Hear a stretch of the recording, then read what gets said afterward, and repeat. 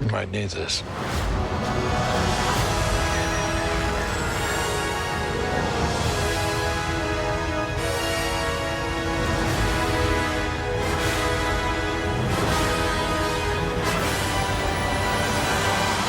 Star Wars, The Force Awakens.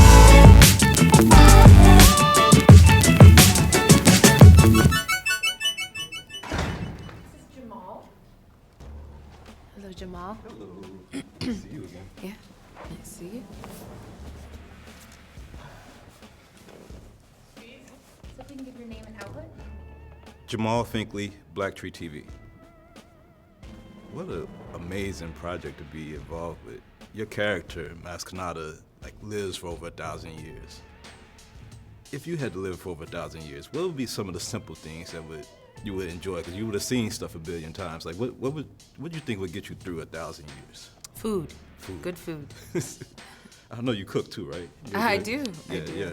So you also have a 3-picture deal with Disney. We know Jungle Book is coming out and excited. You have the other picture, and there may be future episodes of this.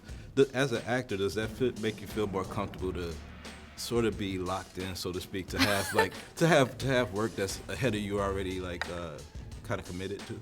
Well, this doing 3 Disney films in a row was actually coincidental, not anything that I was looking for, but Disney has such a diverse roster of films, and these three are so different. They couldn't be more different to each other. So I'm really excited about the work that I'm doing with Disney and the work that Disney is doing all together. And it feels good to be able to come back to a studio, obviously, because you know the people, you know, and the people are what make the studio at the end of the day. So it's feeling quite homey right now. So you've done a couple of projects now, but in this project, and even going back to episode 6, that merchandising wasn't where it is today, where you have games and all these toys and all these virtual reality things that's going on.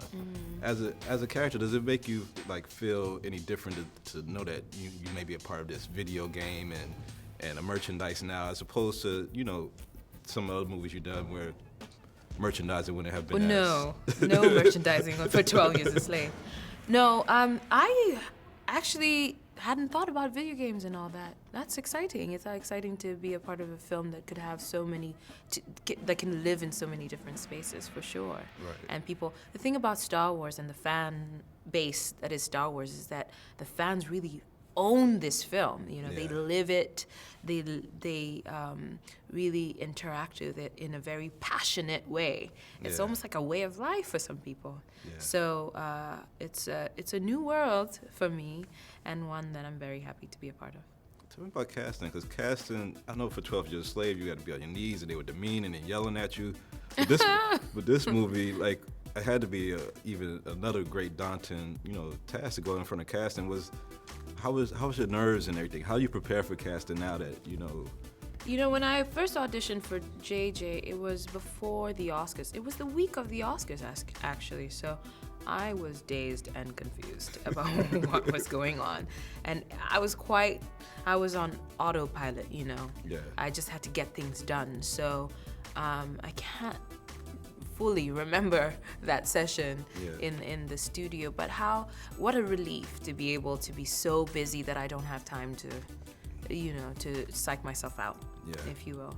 And then after that, I think it was not until I was on the set that I realized what I just signed up for, And last question, Star Wars is a lot of things for a lot of people, but it also is like a political story for a lot of people. And I know that the dark side has been doing all these attacks on people all over the place, but when the attack happened in Garissa University in Kenya, I know your dad was a professor in Kenya, and the way that people compared the reaction to what happened in Paris, do you think as a world community that we need to do a better job of reacting to all civilian deaths, or that we act on different things differently?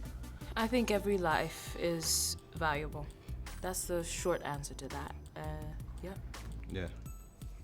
Thank you for your time.